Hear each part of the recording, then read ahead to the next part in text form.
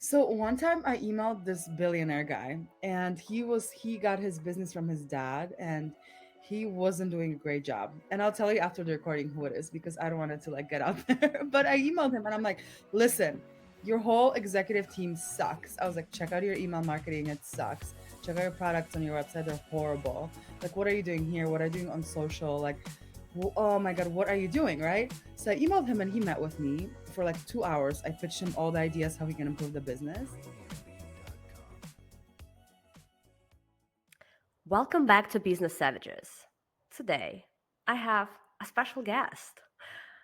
How do we call it? A blast from the past. No, it's a joke. It's somebody that I have known for a long time, a friend of mine whom I have not seen for a while, but we have finally reconnected. Blah, blah, blah. I call her a no chill girl when it comes to business, and I'm gonna let her introduce herself. Yes. Oh my gosh. Thank you so much for having me.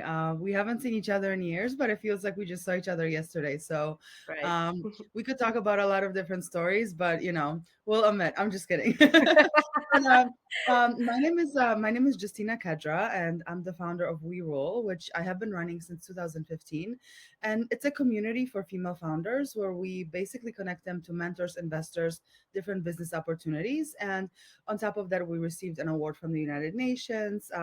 We got recognition from the mayor's office in New York City, Eric Adams, and we've been just doing a lot of work in the past few years around how we can implement mentorship nationwide in America and how we can make it free and powered by AI. So that's kind of what I'm working right now. So I'm transitioning from just running a community to running a tech product. So that's interesting. We can definitely touch up on that later. On top of that, I'm also a podcast host at the New School, where I host a podcast called Let's Talk Impact. So it's all about impact entrepreneurship. And I do, of course, 7 million other things, including being a mentor at the Tory Burch Foundation and being really active around New York City in different startups and different communities. I think now it's clear why I call you no chill girl. I used to say, I have 7 jobs. I feel like I've got 7 jobs and what is I've, it? I've got 99 problems. they're all Yeah, I'm not business going to use that related. phrase. Right. um, yeah, can you tell us how you got into the idea for WeRule? Because you've been into it for a while, so like almost pretty much like at the very beginning of your career. So how did that happen? Yes, absolutely. It's been almost 10 years, so it's really been a while. Basically, when I graduated, I went to Parsons, the new school, and I studied fashion design. And when I was younger, I really was so set on working in the fashion industry. And I was like, you know what? I have to go to Parsons. It's the best. I'm going to be the next Gabrielle Chanel. Like, it's happening. And honestly, I was very talented. Like, looking at my portfolio back then, I could really produce some pieces right now. I was pretty good and pretty, looking forward to what the trends will be in the future and what people will wear. But when I graduated, I realized that Gabrielle Chanel was an entrepreneur, and I had like zero entrepreneurs in my life. I had no idea what it means. So the way I started We Rule is I was basically interviewing founders from New York City, and I was like, "Hey, you opened Grumpy Coffee. Like, how did you do it?" Now they have so many locations all over New York. Or someone was fundraising for an app and they fundraised 1 million. And I'm like, how in the world did you come up with an idea and you convince someone to give you $1 million? And I just kept on expanding the interviews, and that's basically how it started through just promoting different female founders on the blog and on social media, and it kind of like grew from there. Yes, it was very easy. Just a blog, just a Squarespace website. So you didn't overthink it because I think that's what No. happens to a lot of founders. They're just like, it's got to be like a perfect business plan, blah blah. They're just like, yep, I'm just gonna roll with it. Right, exactly. I just literally started doing it, and honestly, there was one mistake that I didn't think about how I'm going to make money from it because for the first few years, I was just kind of as a fun thing, like a nonprofit on the Hmm. side. So that's one thing that's important to figure out, but definitely don't overthink it. Just get it done and put it out Well, there. do you have it figured out now? Oh, absolutely. Yes. We love money. Yes. Money is great. No more, I call it side quests. I'm like, no more side quests in life. Well, I like that. But it did start as a side quest. That's what I think is like really beautiful about the story. Like you didn't like have that in mind at the get go, which I think like happens to be like the biggest fallacy for most of the founders. They're like, oh, well, let me just figure out how I can make money from this, and then just like fails 99% of the time. Right, absolutely. And at the time when I launched it, I was working at American Express. And that was interesting because it's such a different world, right? Like working in corporate, on Wall Street versus like running this little thing on the side. But I knew that I was super passionate about it because I would always skip happy hour. I would never go to any extracurricular activities ever. And I would just go work on WeRule at home, like we talked about before we tuned in, like workaholics, hello, workaholics unite. Basically, I was working on it like after work, weekends. You could not just take me away from it. I was so passionate. So that's how I knew to continue. Mhm. How were you able to approach different founders? Like because you didn't have like any crazy credentials, you were not an influencer yet. How did you like get over that hump? Yeah, I always every time I give someone advice about how to reach out to someone or how to do this, just like name drop, like whatever you can at the time, just name drop something. So, and right in the beginning, I was like, "Oh, hey, I'm a student. I just graduated from Parsons," and people know what Parsons is, so they would kind of say yes. Okay. But instead of just telling people, "Hey, I want to meet with you and just pick your brain," I hate when people do that. Oh, can I just pick your brain for 3 hours and you get nothing in return? Right? Like I Right. just pick your brain and then I never see you again. I was like, oh hey, can I meet and can you give me some advice and I'll interview you on my website. So sometimes when people are starting, I always tell them just start some kind of a website or an Instagram. Oh, you want to work with, I don't know, like race car drivers because you have like a car product. So just start interviewing them on a podcast or something. It's like a tool to build relationships. That's how I thought of it. Yeah, but I feel like it was easier back in the day because it was not like oversaturated like it is today. I feel like everybody is a freaking Instagram influencer at this point. So I think it's like people's people get approached a lot to be Mhm. interviewed on some podcast like Mhm. this one or like for a lot of other outlets. Do you think there is a different strategy to get somebody's attention now? Yeah. I feel like back in the day, we sound so old. It was just a few I years ago. know. I was like, oh Back my in the day. god. Just a few years ago, I feel like it was less important to have really good branding and a strong message because, like you said, it was less saturated. But right now, what Hmm. I found is that make sure that your branding is really good because people care, because everyone's a social media influencer and they want to Right. be a part of things, um, selfishly, a part of things that look good, and on top of that, like just message. For example, like our podcast new school is all about impact entrepreneurship. So we're able to pitch people like, hey, if you have any topic around impact, we'd love to have you. And it just can only be around impact. We're not talking about anything else. So just have a strong focus and good branding. I think that that's very important today. Mm, I think this is very important because basically I think it's the stories and the whys that resonate with people most of the time. Because if your podcast is called something like all about entrepreneurship, I think it will resonate less than impact entrepreneurship because it's like it shows you the why of the whole thing. Exactly, exactly. Right. It's like entrepreneurship. What is that? Like I said, you can start a coffee shop, you can build an app, you can design a new car, like you can start a pet shelter. I don't know, a pet store, like there's so many things under that umbrella. So the more you can define it, the better. I think, yeah. Do you think everybody can be an entrepreneur, or is there like a set of skills or like personal traits that would help you or that could like set you up for success? I don't think that everyone should be an entrepreneur. I think that it's really society really pushes that on everyone, and everyone's saying like, Mm-hmm. "Oh, this person's so amazing because they're an entrepreneur," right? And I feel like we're kind of shaming people in a way into trying entrepreneurship. Right.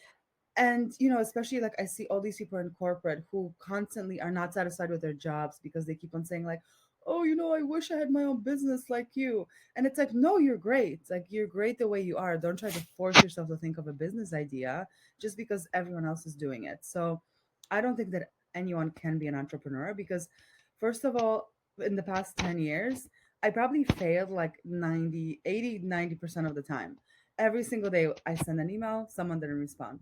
I pitched something, they said it sucks. So that really, like, you have to have a strong personality to persevere, right? Because so many people tell you, no, this is stupid. When I was pitching our app in the first time, for the first time around, I talked to this guy from Google Venture PC, and he basically like, oh, this is so dumb. There's LinkedIn. I don't get it. Like, there's, how did you find me? There's LinkedIn. Okay, then great. I'm mentoring you now. Like, well, why do you need a mentorship app? I don't get it. And then I was telling people like, oh, like I'm going to Powered by AI, and it was 5 years ago, and people are like, by AI, like, what are you talking about? You're gonna like what? And so people didn't get it, and I had to keep going because I knew that this was the vision. I was like, I don't care if it takes 1 year, 2 years, 10 years, another 10 years. I'm gonna keep going. So to answer your question, not everyone can be an entrepreneur or should be. So don't give into the hype because it's absolutely the hardest thing you'll ever do in your life. It's very hard. Yes. In conclusion, it's hard. No, I think it's absolutely true because this is what I've been asking myself very many times, and I think what I found to be like the question is like, what makes me happy, right? Am I happy working like a stable 9 to 5 job, or am I not? And if I'm not, like, what is it that's gonna make me happy? Like, is it consulting? Is it like running a freaking app, or like what is it precisely?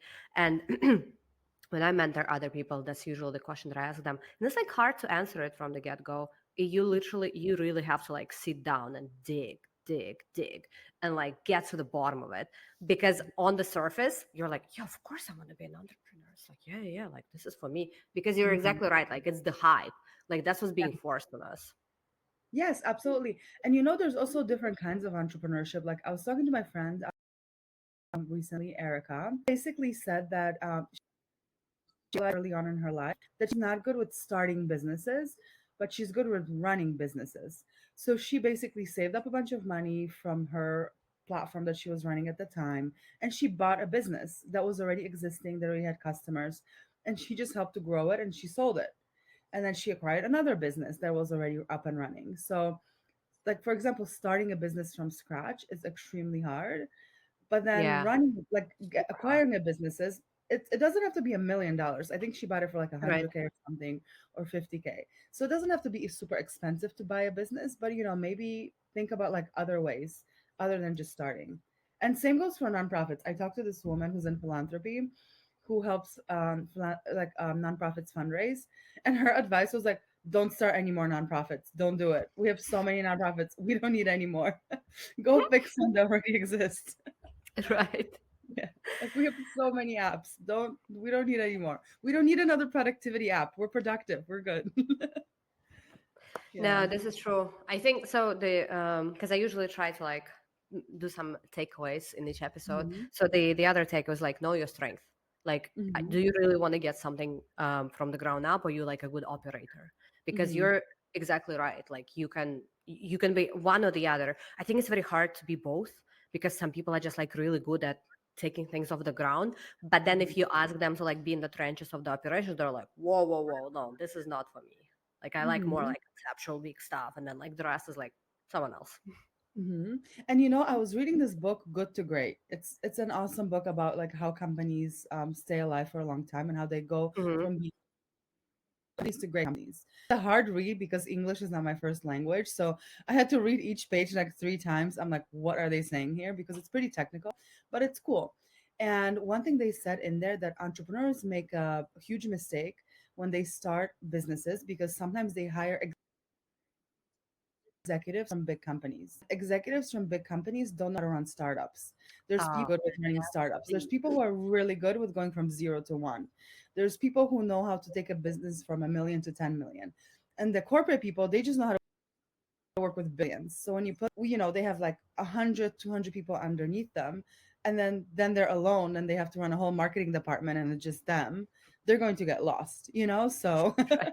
so that's like a huge mistake that people make. There's different like kinds of people out there in the world.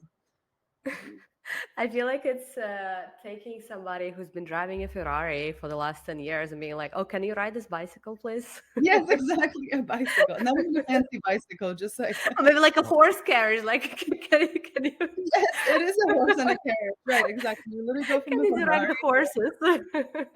Absolutely, yes. That's such a good analogy. I love that. Yeah, no, no, no. No, Don't but do this this is to again yourself. like a really good fact. Yeah, it's Mhm. like if somebody's been running like has been like a operator or manager in a big corporation, probably means that they won't be able to do a startup. Oh, absolutely, yes. And that's something that I read in that book and I've been hearing over and over and over again. And it makes so much difference, you know? Just the advice that you get will be different.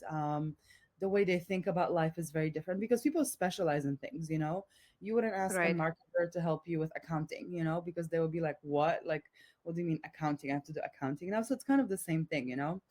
Here's American Express, go run American Express, and here's me and you, and we're starting this app, right? Good luck. Right. You mentioned that English is not your first language. Well, I of course already knew that. Do you think this whole like immigrant background has influenced your like the moves that you made in your entrepreneurial journey? And if it did, how did that happen exactly? You know what? I'm from Poland originally, and what I noticed is that Polish people really don't like working together. I just don't understand it. Like I see people from other countries, like for example, like the Latin America, like whole region, right? The whole continent, basically. Everyone's like, "Oh, you're a Latina in business. I'm a Latina in business. I'll help you," you know. Or people who are Jewish, they're like, "Oh my God, you're Jewish. I'm Jewish. Oh my gosh, like my aunt knows this person, who knows that person, who knows like this giant billionaire investor. Like, boom, here's funding," you know. And then Polish people are just like, "Oh, you're Polish. I'm Polish. It's competition." So I feel like in a way, it's kind of backwards. Then people just I thought it was only don't. Russians because Russians are the same. Like it's Oh, the same. really? Yes. I think it's an Eastern Hmm. European thing, you know? Probably. It's some Hmm. kind of like generational trauma, God knows what. But it was just crazy to me to discover. Like, for example, like one time I emailed the I don't know what they're called right now, but like the ambassador to the UN for Poland. And Uh because huh. I won the award from the United Nations, right? So that's huge. And I was like, hey, you know, I would love to meet with you. And the ambassador was like, yes, absolutely. Let's meet. This is fantastic. Like, wow, great. We're both in New York. And then she sent me to like someone more junior. And then she completely shut the whole thing down. Like, she just didn't schedule the meeting. I followed up like 10 times, like, nothing happened. And she was also Polish. So every time, like, I try to like, use my immigrant thing to my advantage in that way with other Polish people, like it just gets shut down for some reason. So I tried. But if we're Shame being on you, honest, Poland. Shame on you. yes, shout out, shout out. No, but it's true. I feel like that. Well, especially in the personal setting too. I've seen that happen so many times. It's like Russian people. I mean, they would probably like get together for a party, but that's the extent of it. If it has anything to do with professional stuff, just like you named, it's like competition. It's like who's made it bigger than the other person. Right, and I don't know what it is. It's so interesting to see. I don't know how it is in Russia, but in Poland, I know that like not that many Polish people are successful, right? Honestly, like super successful, meaning like like Elon Musk level, right? So I think people automatically see each other like, oh, you're succeeding in this space, so that means if you So you're win, I taking can my win. space. Right, but it's like no, we can both succeed. Relax, like we're in America or whatever. Like it doesn't matter. Like calm But I, down, I relax. think this is like the scarcity mindset. And I think what you said about generational trauma, I think it's actually like jokes aside, it's got to be part of it because both of the countries have never been, bursting with money compared to Mhm. the Western countries. So I think it's definitely part of it. It's more so like who's going to survive, like you or me. Right, exactly, exactly. And I would love to change that mindset because I love to like help everyone and anyone that comes to me, if I can, I help. If I can help, then I connect them to someone else. And I feel like the world would be such a better place if we just helped each other. Like, oh hey, I'm working on a pitch deck. Do you know someone? Amen. Yeah, Yeah. here's a person. Like they can make a huge pitch deck for you, beautiful one. And yeah, I think I that's my wish for the future. If I can have a magic wand. Sorry if that was your question. But if I had a magic wand for every country, not only for Poland, I'm sure it happens. For sure. Yeah. Mhm. Um, has there been times when you think you were like overlooked simply because you didn't have like an American last name? Mm, for that, no. But I think I was definitely overlooked because of my age, for sure. Like many times. I have Okay. so many examples for that, that people thought like, "Oh, you're so young. Like, what are you doing here?" You know? Um, so yeah, because that, no, but of my age for sure. I don't know if you want me to give Okay. an example. Yeah, yeah, that would be great. So one time I emailed this billionaire guy, and he got his business from his dad, and he wasn't doing a great job. And I'll tell you after the recording who it is, because I don't want it to like get out there. But I emailed him and I'm like, "Listen, your whole executive team sucks." I was like, "Check out your email marketing, it sucks. Check out your products on your website, they're horrible. Like, what are you doing here? What are you doing on social? Like, oh my god, what are you doing?" Right? So I emailed him and he met with me for like 2 hours. I pitched him all the ideas how he can improve the business. And then I went to his CMO. So the CMO also loved me. It was a woman. And she was like, "Oh my God, great, amazing. Like, you can run our whole e commerce. You can like redesign a whole e commerce. Like, we'd love to hire you. Like, you're fantastic." And then I went to to the next woman who was specifically running marketing for that business. So she was like a CMO, but they had multiple like retail stores underneath Ah, okay. Mhm. the umbrella, right? And then she literally didn't even listen to my ideas. She was like, "Wait, so how did you get in front of the CEO? Wait, how old are you? Like, when did you graduate? Like, what are you doing here? Like, do you even know what you're talking about?" And so I had this giant opportunity in front of me. Like, it was like for sure a multi-million dollar job that I could have gotten, and this person just literally totally judged me based on my age.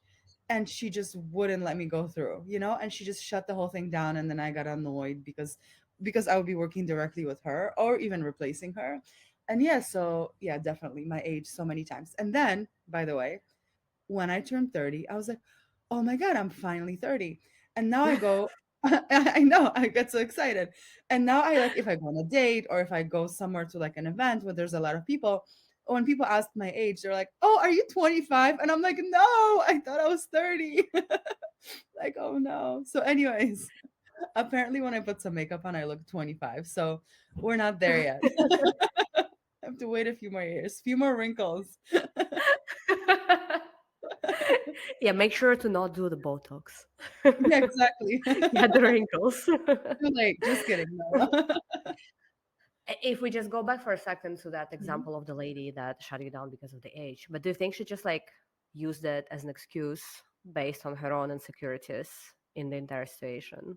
Absolutely. And I think it just goes back to what we talked about, that people are so afraid, of their jobs, of their businesses, of the next opportunity to be taken away from them, that we're so afraid to help each other. And I also talked to this one woman who worked on Wall Street for like 30 years. And she said that like men now, when it comes to that space, they're afraid of us because we're speaking out left and right about absolutely everything. So they're scared.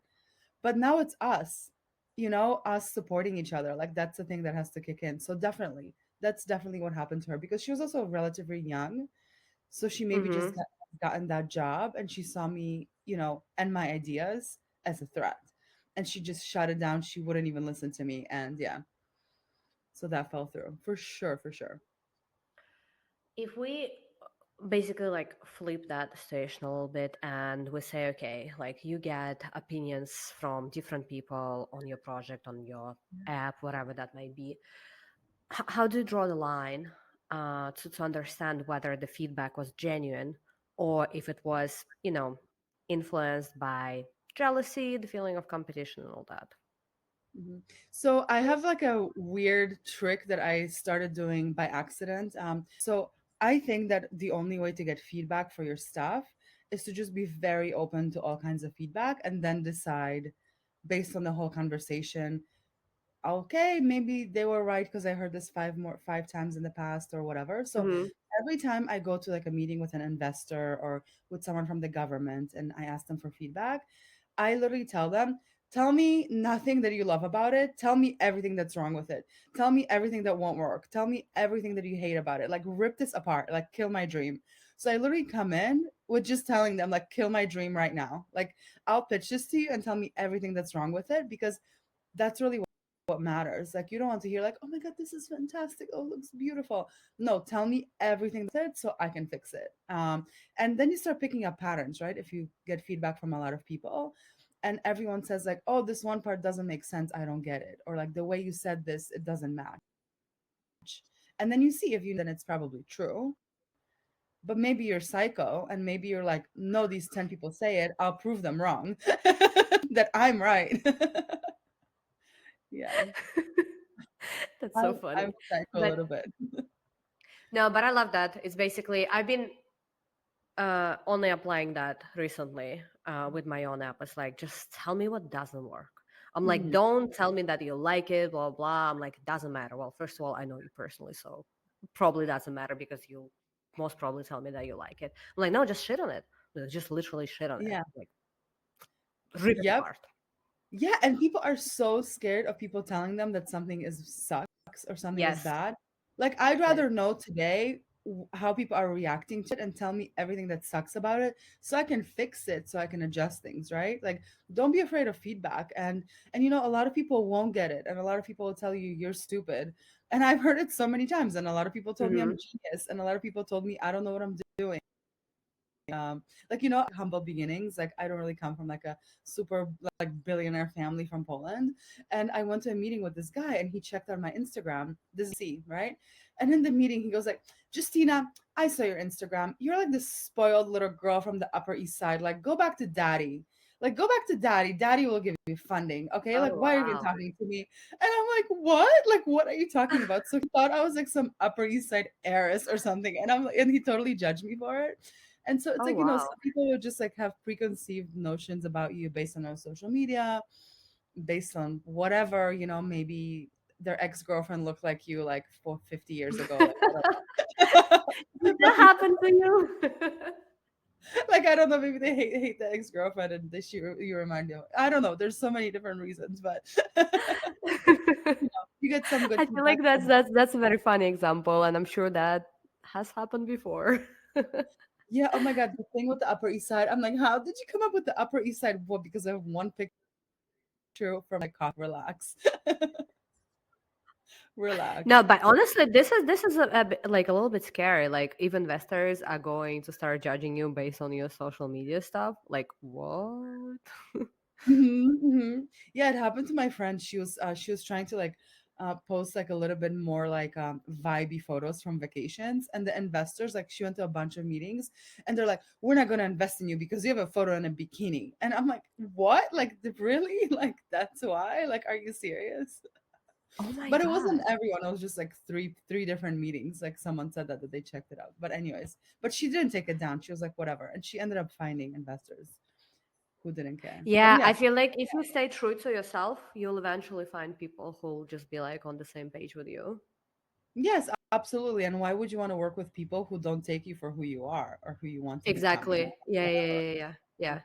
Because if you try to like change yourself based on every single person's feedback, you're gonna end up looking like I don't even know, like a patchwork, like all this thousand different little things that don't fit together, and like you feel like an idiot.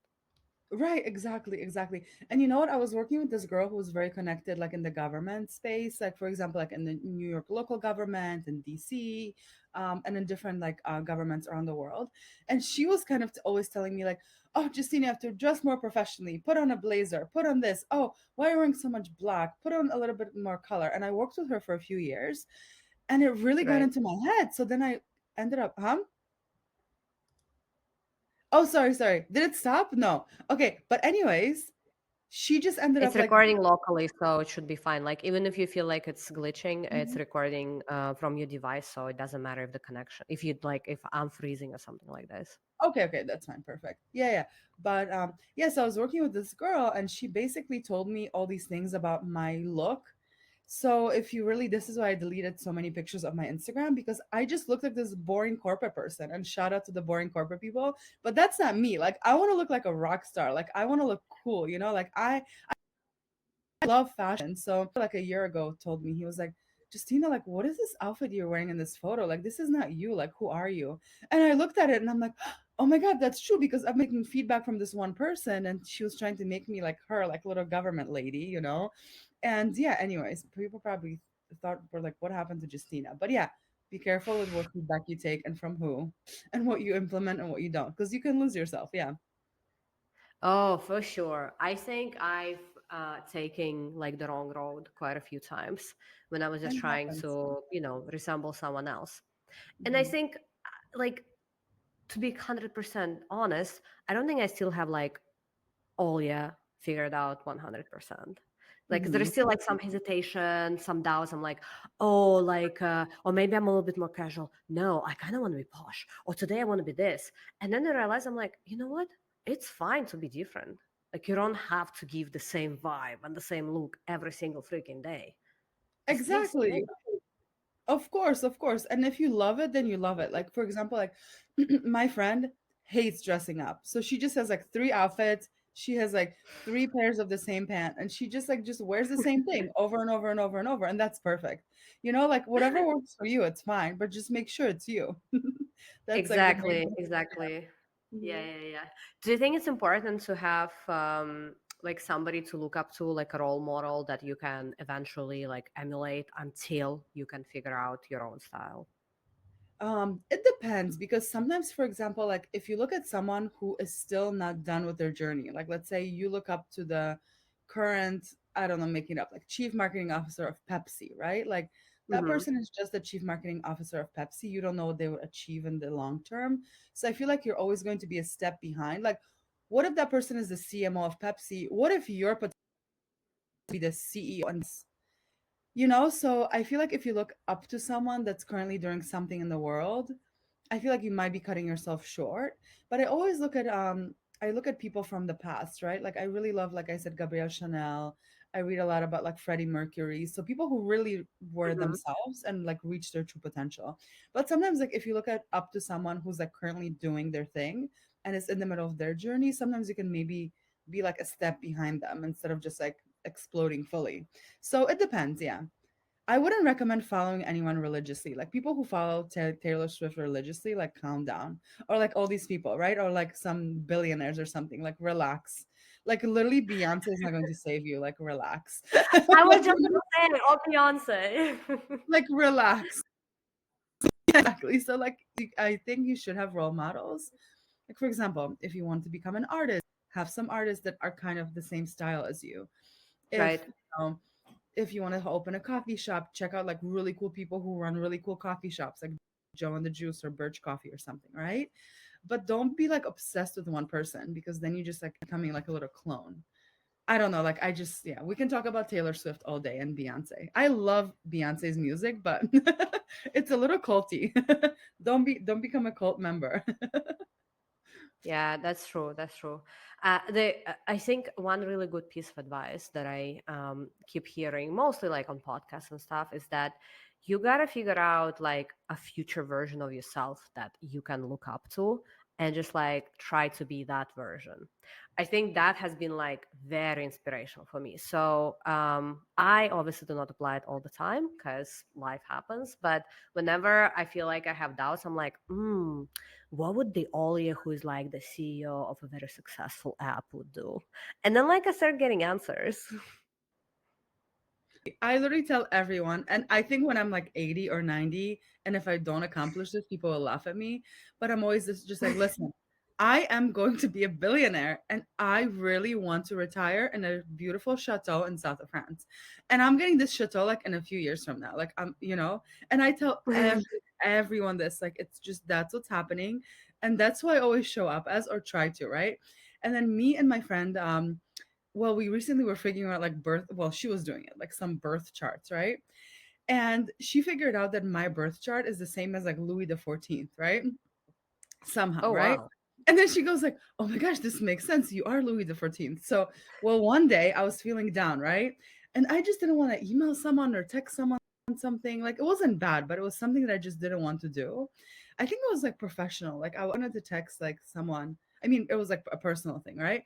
And I just didn't want to text the other person. And my friend goes like, Justina, you're Louis the 14th. What do you think? Louis the 14th woke up in the morning and I was like, oh, I'm scared to text this person. No, Louis the 14th was like, I'm going to text this person and this person and this person today. Okay. And I was like, you know what? You're right. So sometimes she laughs at me. She goes like, excuse me. She goes like, are you Louis the 14th or not? And I'm like, okay, let's do it. Like, what was That's Louis the really 14th? cool. Yeah, no, I think this is like in line with the same thing. It's like, are you the badass, whatever you're trying to be or not? Because Yes. I think like the small things add up. It's like compounding effect, right? If you're Mhm. avoiding small things, well, eventually you're never going to do the big thing anyways. Right, exactly, exactly. Like my huge problem years ago was literally like it took me weeks to respond to an email because I was getting so many emails. And for so many years, I was like, oh my gosh, bad at emails. I'm really bad at emails. And I just kept on telling myself I'm really bad at emails. And every single day I'd be like, so sorry, it took me 3 weeks to respond, but here's this, and this, and this, just like random like cold emails when people emailed me, or just reached out with something. Anyways, Right. one day I was like, I'm good at emails. I'm just, oh, I got an email, let me respond. I got an email, let me respond. Like sometimes you just have to switch and it's okay, then you Flip just it. grow and Yeah. flip it. It's fine. Yeah. I think I have like a similar example. I used to say that I'm really bad at math, and I'm like, I can't, no, I cannot do numbers. And then I realized that if I want to be anywhere in the area of like growth, growing business, at I'm like, oh, I gotta be good at numbers. So now I'm like, it's exactly the same flip that you did. I'm like, I'm good at numbers, Hmm. even I though I'm still still probably not good at numbers, but I keep telling myself Right, that I but it's a, am. it's a different mindset. And for me, I'm just bad at physics, and I'm always going to be bad at physics, and I don't care. That's one thing that I'm always going to be bad at. So I give myself a little pass with physics.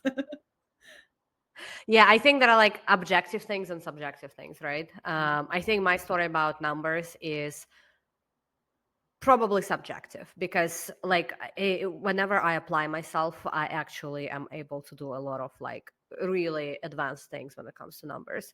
But I think I've been like avoiding it because of some, I can't even remember. It's surely was something at one of my like previous work experience or something where I probably got like shamed or reprimanded for a mistake that I made. And so I started telling myself that I'm just not good at numbers. And then like Mhm, became part of my dancing. And then I was like, what? When did that happen? I used to be mhm. freaking like a class student in everywhere, like in school and university. I was always good at numbers. So like so Right, so funny you how like are. so it's funny how one single story can literally rewrite the entire narrative of your life if you just let it happen. Oh, absolutely, absolutely. Yeah, same with me. So at American Express, I was presenting one time. No, I wasn't actually presenting. So there was like someone that was like under the CEO at Amex, and we were presenting, like someone else was presenting us on some stupid new envelopes, right? And the envelopes had confetti in it. And the person under the chief marketing officer. So it was like an EVP or an SVP. And Uh-huh. then her name was Danielle actually. And Danielle was like, "Oh, oh my gosh, confetti, how fun." And she just kept on being obsessed about the freaking confetti on the card, I mean on the envelope. And I said, cracking up about it for like a good few minutes, And I was like, "Oh my gosh, imagine remember those like glitter exploding like packages Oh that my you could god, get?" yes. And I was like, "Imagine if we sent someone from American Express like a letter and it just exploded with confetti, and she was cracking up on the floor." So that's the only thing that I said in this meeting, because it was like maybe 10 people, right? So Hmm. after the freaking meeting, my boss was like, "Justina, we really need to tighten some screws, okay? Because like that was so inappropriate. And like your screws are a little loose. So, next time, like just know your Oh my place and god. whatever, whatever." But you know what that did? Then now, like every single meeting that I go into, because when I pitch, I try to make it like put a lot of personality in it, make it fun. And that's what people remember. And right after that, like now I'm over it, but like right after that happened, because I quit Amex like 3 years ago or something. Yeah, but right after that happened, I was like, oh my God, oh my God. And I was sounding like a robot. I was like, well, this is 20% growth year over year. Da, da, da, da, da, da. And I wasn't myself anymore just because someone said, like, oh, your screws are so loose, like whatever. And I'm like, no, they are loose and it's fun. That's okay, I'm yeah. fun on the team. Find someone Well, better. my Go ahead. screws are super loose. Yeah, exactly. Oh yeah, sometimes it can get to you a little bit. I'm like, go find someone else, no problem. I think so. You know how a lot of people say that like most of your trauma comes from your childhood, blah blah blah blah, and I think it does. But I think a big part of it still comes from not even like teenage years, but like early adulthood years in like early professional environment. That's where you get scarred a lot, and I think we overlook it because we keep trying to find the answers like a lot before then, and we just like never realize that a lot of like those impactful in a negative way things happen like early on in the career. Absolutely. And this is why it's so important to have mentors along the way, right? Because, for Mm-hmm. example, my first internship when I was at Parsons, oh my God, it was working for this designer. I was there 7 days a week for free, after school, before school, weekend, fashion week. Like I lived there, and this guy used me so much, so I had no boundaries. Like one time he made me carry an air conditioner from Midtown all the way to to the financial district, and I What the did with hell? on the metro, like without even like a cab. Anyway, so I had no boundaries. So along the way, I met a lot of mentors who were like, Justina, this is a side quest. You're not doing it for them. Just say no, or say you're going to charge more, or just say something, and then I had to relearn that behavior of always saying yes to everything. So yeah, I agree with that 100%. Yeah, don't do that. Boundaries are good. Don't side So quest, boundaries. don't have loose screws for other people basically. Right. No, no, no, no, no. Absolutely not. But I think it's hard to do it early on in your career because I had Mhm. absolutely the same problem, of course, because I was just scared of saying no because I'm like, what if I say no now? They will like never consider me for anything else moving forward. Right, but sometimes people respect it. We had just like a quick story, because I know we're finishing off soon, but um so this founder came to me and she was like, "You know what? I need this deck redesigned." And I'm like, "Okay, cool. I'll redesign it for you. It's going to be like this many thousands of dollars." And then she was like, "Oh, I can't afford it. I can do half." And I was like, "Half? No, no, I'm not working on that. If you want the full me to work on this and you want the sickest deck, this is how much it's going to be." And I thought I just lost the client. And she came back a week later. She goes like, "We're doing it. Here's the deposit."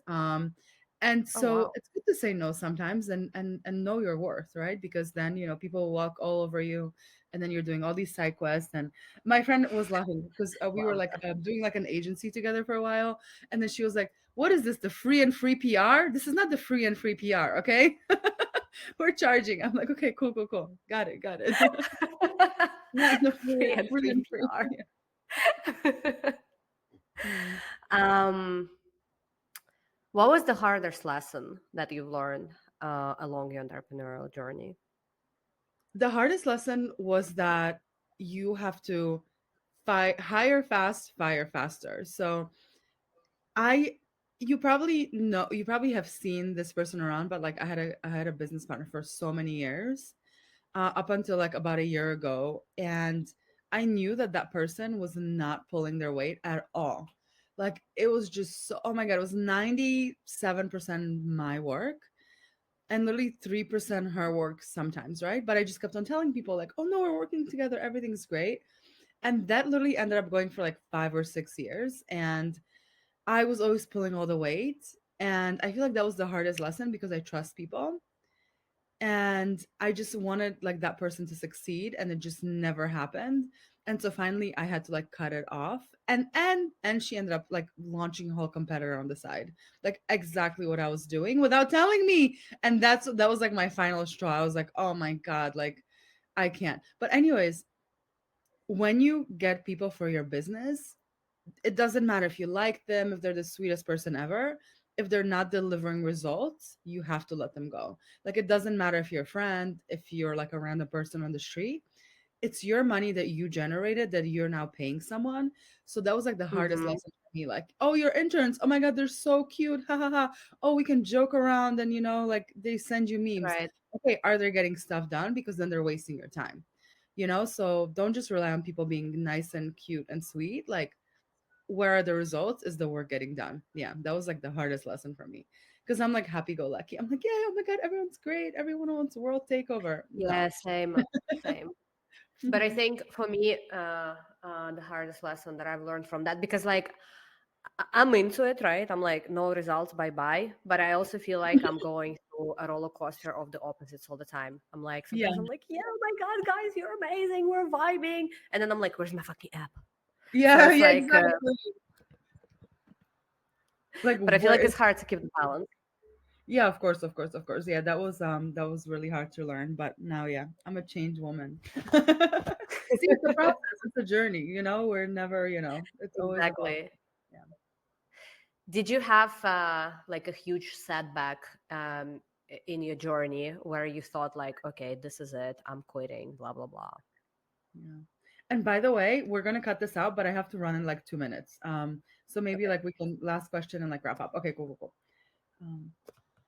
A setback, oh my gosh, every single day I wake up, not every single day, I'm exaggerating, but you know, there's so many times during the week when something doesn't go well or something is happening, something's going down, like someone wants to sue you. Well, that hasn't happened yet, but like it just happening to my friend right now. But there's so many things that always happen that you kind of question yourself every day, but then you remember the people that you're impacting, the people you're working with, your clients, you know. For me, it's like the female founders I work with, and it always brings me so much joy and so much fulfillment that it cancels it out. So it happens a lot, but you know, it goes away. But But I there was never like thought nothing. finally. No, I never Sorry. thought really. I never thought really about like, okay, this is it, the end. Yeah. Okay, fair enough. All right. I think that it's been a really nice episode. What I usually do at the end of each episode is that I give homework based on what I have discussed with my guest, so that people can actually, like, do some factual takeaways. So I jotted a few things down. So let me know if you agree. So I think the first one is really funny when you were like, okay, just like shit on my idea. So ask people to shit on your idea. That's how you'll Absolutely. probably walk away with something tangible. Then the other one is flip the narrative. So whenever you're telling yourself like, oh, I suck at this, or I suck at that, it's like flip it and see if it works. And the last one is something that I absolutely loved: side quests. Like, make sure you understand what's like a real deal and what's a side quest, because Mhm. I think this is what a lot of people struggle with. It's like side quests keep you busy, but they do not let you actually like move any further. I love that. I love that when we promote the episode, like I'm definitely writing these down. Wow, I'm a little smart. No. Very funny. I like side quests. Any final blessings for the listeners? Just you know what, whatever you're working on, just keep going because sometimes it takes a year, sometimes it takes 10, sometimes it takes 20. If you're really passionate about it and you know it in your heart, just keep going, but make sure you're not doing any side quests. Just keep moving closer towards the goal without side No quests. side quest. All right. Okay. Thanks so much, Justina. It's been a pleasure. And well, hopefully, see you soon. Thank you so much, Olya. See you soon.